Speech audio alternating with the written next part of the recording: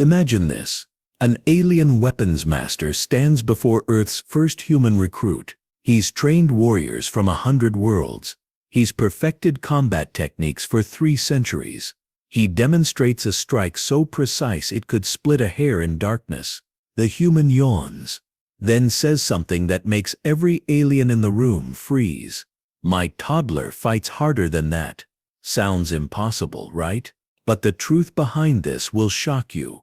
Because what happened next didn't just embarrass the instructor. It revealed something about humans that terrified the entire Galactic Coalition. Something they'd missed when they scanned our planet. Something hiding in plain sight that explains why we're the only species that plays with danger for fun. Here's what you're about to discover. First, why the galaxy's deadliest combat system looked like gentle massage therapy to a human. Second, the biological reality that made instructors redesign weapons after meeting us. And third, the moment Earth's military revealed what we actually consider advanced combat that made alien generals question their entire war strategy. This isn't science fiction. This is what happens when a species that evolved fighting everything on a death world meets civilizations that evolved in safety. When creatures built for survival meet beings designed for comfort. The weapons instructor's name was Kelvar. He'd never failed a student, never been challenged, never met anyone who didn't fear his techniques. But that day, facing a human named Jackson from Detroit, everything changed. And by the end of that session, the Galactic Coalition had to answer one terrifying question. If this is how humans react to our best combat training, what are they teaching their children? Let me show you exactly how this happened. The year is 2247. Earth just joined the Galactic Coalition 3 months ago. We're the newest members, the smallest civilization, the least advanced technology. Everyone expects us to stay quiet and learn. The Coalition runs the galaxy like a big cooperation club. 500 species working together. They share technology. They trade resources. They keep peace. And they all follow one rule: every species must send recruits to the Central Defense Academy. It's mandatory. No exceptions. Earth sends 50 humans. Jackson's one of them. The Academy sits on a space station orbiting a neutron star. It's huge. 20 million students from across the galaxy. They learn combat, strategy, weapons handling, and survival. The training takes 2 years. Most species consider it the hardest challenge of their lives. Here's the first surprise. Humans arrive and immediately notice something strange. The training facility has padded floors, rounded corners everywhere, safety rails on every platform. The obstacle course looks like a playground. Jackson messages home. It's like they built this for kindergarten. But there's a reason. Most alien species are fragile. The average Galactic Coalition citizen breaks bones from a 3-foot fall. Their pain tolerance is incredibly low. A hard punch could kill them. So their combat training focuses on precision, not power. Technique, not strength. Careful strikes to specific nerve clusters. Enter Kelvar. He's a Zenthari, a species known for grace and control. He's been teaching combat for 300 years. His technique is flawless. His record is perfect. 16,000 students trained. 0 injuries. Maximum efficiency. The second surprise comes during orientation. Kelvar demonstrates basic strikes on a training dummy. The aliens gasp in awe. These moves took him decades to master. Jackson watches carefully. He's respectful, quiet, taking notes, but something's off about his expression. Kelvar notices, "You seem unimpressed, human." Jackson looks up. "Sorry, sir. Just reminds me of something." "Of what?" "My daughter's karate class. She's 4. The room goes silent. This moment becomes legendary, because what Kelvar doesn't know yet is that human children regularly train in combat sports.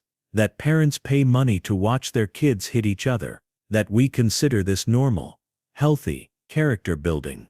Now here's where things get really interesting. Kelvar decides to demonstrate advanced techniques. He wants to show this human what real combat looks like. He calls Jackson to the mat. The other students back away. They've seen Kelvar humble cocky recruits before. I will apply a standard immobilization technique, Kelvar announces. Do not resist. Injury may occur. He moves behind Jackson. Applies a hold that targets 3 nerve clusters simultaneously. It's brilliant, efficient. In Galactic Coalition combat, this ends fights instantly. The pain is supposed to be overwhelming. Jackson stands there. Should I feel something? Kelvar adjusts his grip. Applies more pressure. Now. Little tingly. That's it though. The instructor tries different techniques. Each one refined over centuries. Each one designed to exploit universal weak points in carbon-based biology. Pressure points that should trigger immediate surrender responses. Jackson rates them. That one's maybe a 2 out of 10. This one's interesting but not really painful. Oh, this one tickles. Here's what's happening. And this is the mind-blowing part. Humans have completely different pain processing than other species. Our threshold is roughly 40 times higher than the galactic average. Scientists later discover why. Earth is what the Coalition classifies as a Class 12 death world. That's the highest danger rating. Most species evolve on Class 3 or 4 planets. Calm weather, gentle predators, stable climates. Earth is hurricanes, earthquakes, venomous everything, and predators that hunt in packs. Humans evolved getting hurt constantly. Our ancestors fell from trees, got trampled by mammoths, fought off wolves with sticks. The ones who stopped fighting when they felt pain died. The ones who kept going survived. Natural selection made us able to function through injuries that would kill most aliens instantly. But it gets crazier. Humans do something no other species does. We damage ourselves on purpose. For fun. Kelvar learns this during the break. He's reviewing Jackson's file, listed under recreation activities, rugby, mixed martial arts, rock climbing, and something called Tough Mudder. Kelvar looks these up. His eyes widen. Rugby is people crashing into each other at full speed. Mixed martial arts is actual combat. Rock climbing is deliberately falling with only a rope stopping you. Tough Mudder is paying money to run through obstacles designed to hurt you. This is entertainment, Kelvar asks. Yeah, Jackson says. Great weekend stuff. You pay currency to experience pain. Well yeah, builds character. Plus it's fun seeing what you can handle. The instructor pulls up videos. He watches a rugby match, sees a player break his nose, pop it back in place and keep playing. He watches an MMA fight, 2 humans punching each other in the face repeatedly. The crowd is cheering. Kelvar asks about the toddler comment. Jackson shows him a video of his daughter's karate class. 4-year-olds doing jumping kicks, sparring with protective gear, actually hitting each other, falling down, getting back up, laughing. This is standard childhood development. Kelvar's voice is quiet. Pretty normal. Yeah, helps them learn discipline and confidence. Here's what breaks Kelvar's brain. What humans consider basic children's activities are more violent than the Coalition's elite military training. A youth soccer game has more physical contact than an alien war simulation. A playground has more danger than their obstacle courses. The other students start watching human sports videos. They're horrified and fascinated. One asks, why are they smiling while bleeding? Adrenaline rush, Jackson explains. Feels good. Pain feels good. When you push through it. Yeah, that's kind of the whole point.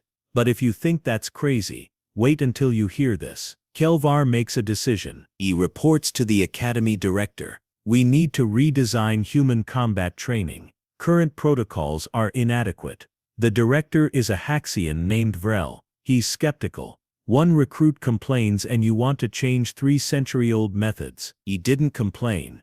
That's the problem. He barely noticed. Vrel reviews the training footage, watches Kelvar apply techniques that should cause intense pain, sees Jackson standing there looking bored. The director's concern grows. What do you suggest? Let me see what humans actually consider combat training. Permission granted. Kelvar spends 3 days studying human martial arts, judo, Brazilian jiu-jitsu, Krav Maga, Muay Thai, boxing, wrestling. He watches competition footage, training videos, historical combat techniques. His report is 40 pages long. The summary says, humans train by actually hurting each other. This is not simulation. This is not theory. They practice real violence in controlled settings. Their training partners become injured regularly. This is considered normal and acceptable. The coalition had never encountered this concept. Other species practice combat through careful technique repetition, light contact only, extreme safety measures. The idea of deliberately hitting your training partner is alien to them, literally. But here's the darker revelation. Kelvar studies human history. He learns about warfare, real human warfare, not the clean minimal casualty conflicts of the Galactic Coalition. He reads about World War II, 60 million dead. He reads about ancient battles, soldiers fighting hand-to-hand until exhaustion. He learns about the Spartans, Viking berserkers, Mongol warriors. The pattern is clear. Humans don't just tolerate violence. We're exceptional at it. We've spent thousands of years perfecting ways to hurt each other. Every culture developed martial arts independently. Every civilization created weapons. War shaped our entire history. Then Kelvar discovers something that makes him call an emergency meeting. He finds footage from Earth's Special Forces training, Navy SEALs, British SAS, Russian Spetsnaz. He watches Hell Week. 5 days of continuous physical torture, sleep deprivation, freezing water, carrying boats on heads, running until muscles tear. Eat purpose, to find people who won't quit, who push through pain, who function when their body screams stop. The pass rate is roughly 20%. Thousands volunteer knowing most will fail. They consider this an honor. Vrel watches the footage in silence. Finally asks, this is voluntary. They compete for these positions. The ones who fail, are they punished? No. They simply don't qualify. Many try multiple times. The director sits back. Their recreation is our combat. Their combat is our warfare. Their warfare is beyond our frame of reference. Kelvar finishes. Yes. Here's what the coalition realizes. They've been preparing for conflicts based on their own nature. Their war games assume everyone values individual life equally, assumes everyone stops fighting when injured, assumes everyone prioritizes safety. Humans break all these assumptions. We have soldiers who call for airstrikes on their own positions, who jump on grenades to save others, who fight until physically unable to continue. This isn't propaganda. It's documented history repeated across cultures and centuries. The Academy faces a dilemma. They can't train humans in standard combat. It's too gentle. But they can't use human-style training on other species. It would kill them. The solution? Create separate training protocols. But this decision reveals something the coalition didn't want to admit. If they need different combat training for humans, what does that mean for actual combat? If war comes and humans fight alongside aliens, what happens when the enemy realizes one species doesn't stop when hurt? This brings us to the most shocking discovery of all. Week 4 of training. The Academy runs a combat simulation. Mixed species teams. Objective: retrieve a target from a defended position. Stun weapons only. First team to complete the objective wins. Jackson's team has 2 Haxians, 1 Zenthari and a Velpan. They're cautious, methodical, using cover properly, communicating well. Then they take fire. A Haxian gets hit in the shoulder with a stun bolt. He's out of the fight immediately. The pain is too much. Jackson takes 3 stun bolts. Center mass. He staggers. His team yells for him to fall back. Instead, he starts running forward, through the pain, straight at the defending position. He's yelling something. His teammates think he's broken. Lost his mind. He reaches the defenders, takes 2 more stun bolts at close range. Doesn't stop. Grabs the target objective, starts running back, takes another hit, stumbles, keeps going, crosses the finish line, then collapses. Medical team rushes in. They're panicking. 5 stun bolts should have caused cardiac arrest. Jackson's sitting up, breathing hard. Did we win? The simulation controllers are arguing.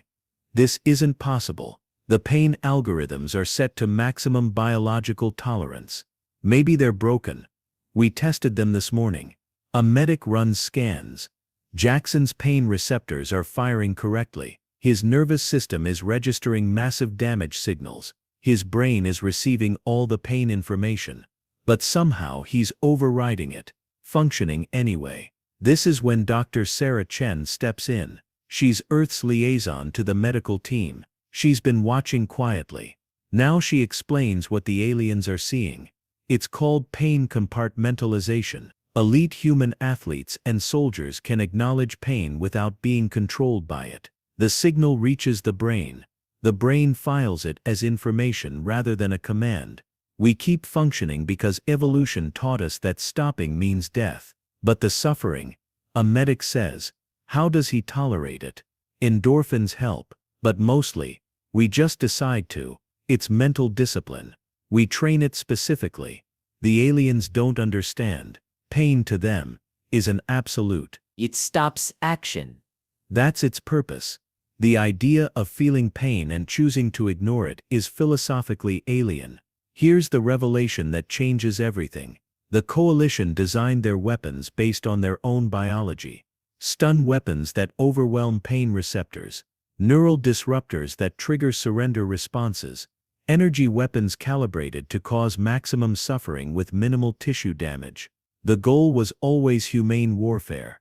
Make fighting too painful to continue. But humans don't work that way. We can fight through pain.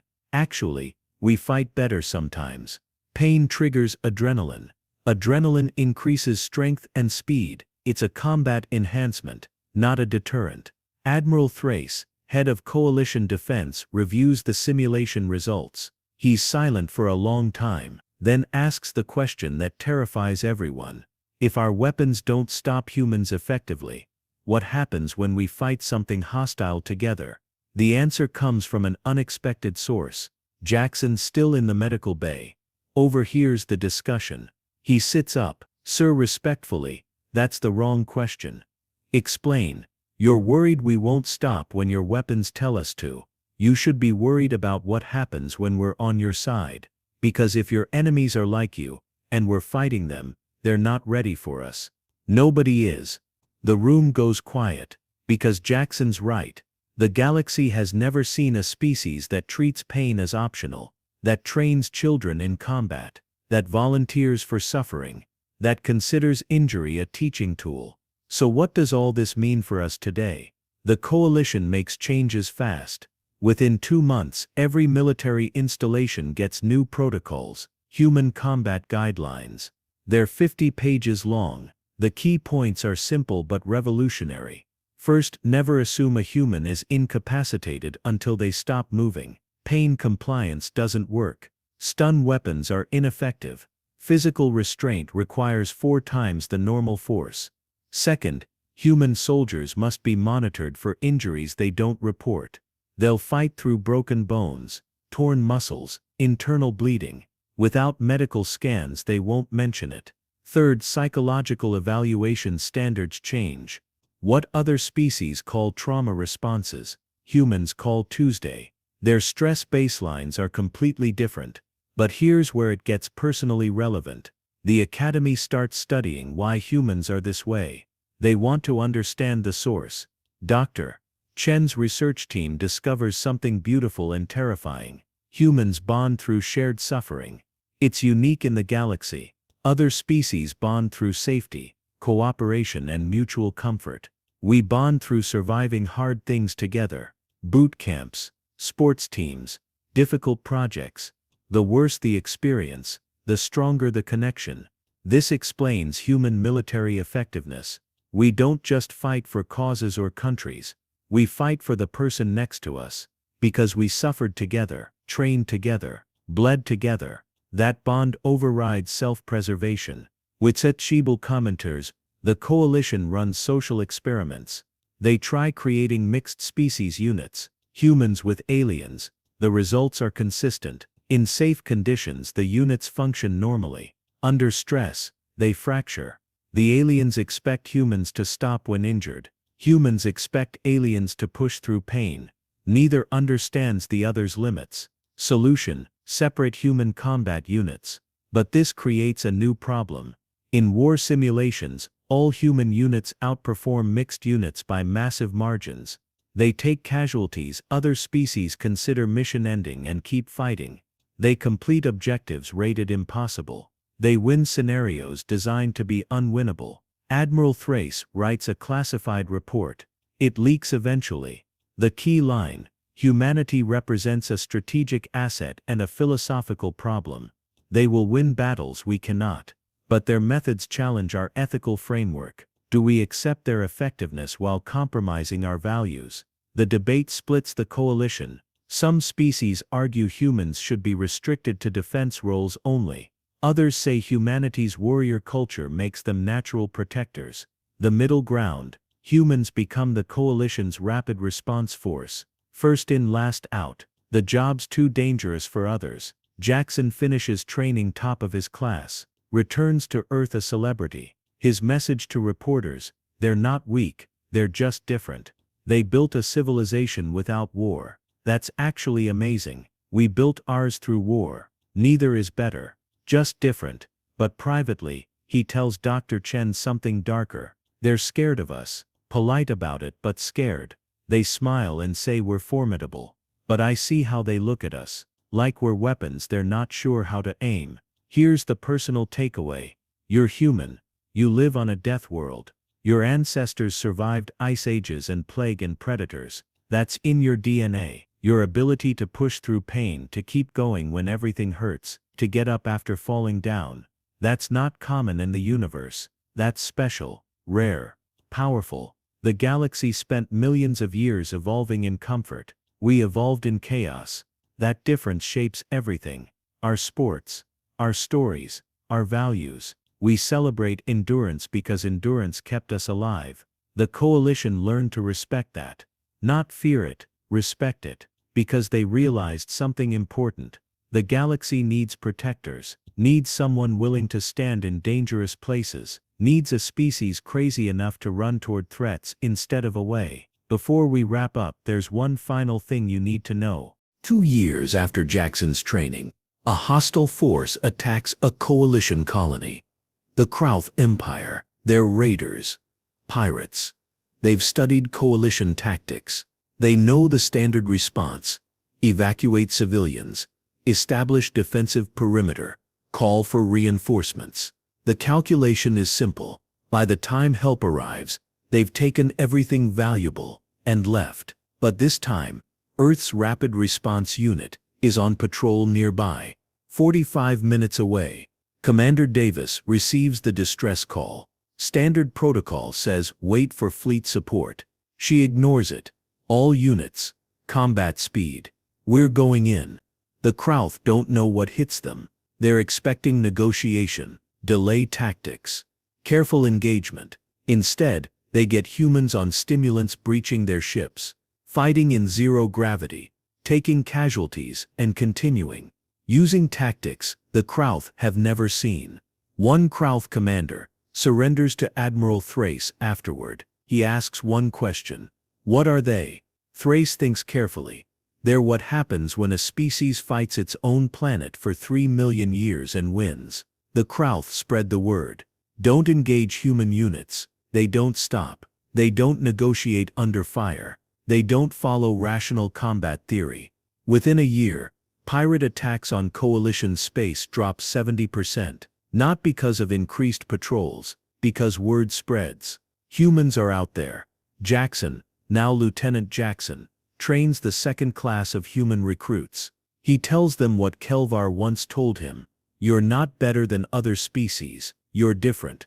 They're not weak, they're adapted for their environments. But you're adapted for Earth. Never forget what that means. His daughter is 7 now, still doing karate. Her class is preparing for a tournament. Jackson watches her practice, sees her take a hit, shake it off, keep going. The other parents cheer. This is normal to them, to humans. But somewhere in the galaxy, an alien parent watches footage of human children sparring. They're horrified and amazed. Because they're starting to understand, Earth didn't make survivors. Earth made warriors, not because we wanted to, because we had to. And that difference. That's why, when the weapons instructor demonstrated advanced combat, a human yawned, because we've been fighting since before we were human. It's not in our culture. It's in our bones. If this opened your eyes to what makes humanity unique in the cosmos, you need to hear what happened next. Let's recap what we just discovered. Humans have pain tolerance 40 times higher than galactic average. Our children's activities are more violent than alien military training. We evolved on a death world that made fighting through injury a survival requirement. And when the galaxy finally saw us in real combat, we changed their entire understanding of warfare. But here's what this really means. You carry 3 million years of survival in your DNA. Every time you push through discomfort, you're accessing that legacy. Every time you get back up after falling, you're proving why humans conquered Earth. Your ancestors fought mammoths with pointed sticks. You can handle your challenges. The Coalition learned something important. Different isn't wrong. Humans aren't violent because we're evil. We're persistent because our planet demanded it. That same drive that makes us dangerous in combat makes us incredible at everything else. We explore dangerous places. We solve impossible problems. We never quit. So hit that subscribe button if you want more stories about humanity's place in the cosmos. Stories about what makes us special, strange and powerful. Because this is just the beginning. The galaxy is full of species who evolved in comfort, and they're all learning what happens when they meet the one species that evolved in chaos. Drop a like if this changed how you think about human resilience. Because every workout you've pushed through, every injury you've recovered from, every challenge you've overcome, you're doing what humans do best. You're fighting, not against others necessarily, but against limits, against pain, against the voice that says quit. Here's my question for you. Comment below, what's the hardest thing you've pushed through? The moment you wanted to quit, but didn't, because that's your warrior moment. That's you accessing 3 million years of survivor DNA. I want to hear your stories. And here's what you need to watch next. Click the video appearing on your screen right now. It's about what happened when humans introduced competitive sports to the galaxy. Full contact rugby, boxing, MMA. The aliens had never seen anything like it. They didn't understand why we pay to watch people fight. The answer reveals something profound about human psychology and why we need controlled conflict to feel alive. Or check out my video about the first human chef in an alien restaurant. You'd think cooking is peaceful, right? Wrong. Human cuisine is based on controlled danger. We eat peppers that cause pain, fermented foods that are technically rotting, puffer fish that can kill you. The galaxy wasn't ready for our food culture.